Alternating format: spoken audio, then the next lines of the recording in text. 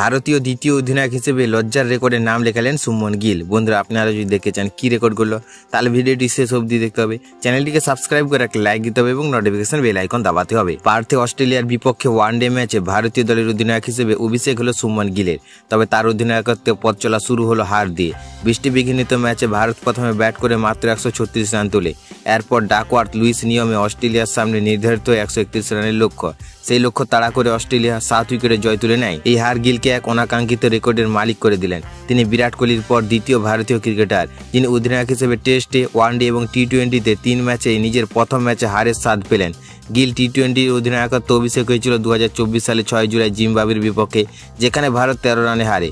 এরপর 2025 সালে জুনে ইংল্যান্ডের বিপক্ষে টেস্ট অধিনায়ক হিসেবে অভিষেক ম্যাচেও ভারত হেরে যায় 5 উইকেটে। অন্যদিকে বিরাট কোহলিও একই রকম সূচনা করেছিলেন। 2013 সালে ওয়ানডেতে অধিনায়ক হিসেবে অভিষেকে শ্রীলঙ্কার বিপক্ষে 161 রানে হেরে যায়।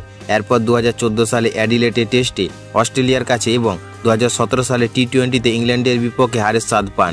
যদিও শুরুটা গিলের জন্য হতাশাজনক, ভারতীয় ক্রিকেট মহল আশা করছে তিনি খুব শিগগিরই এই ব্যর্থতা কাটিয়ে সফল অধিনায়ক হিসেবে নিজেকে প্রমাণ করবেন।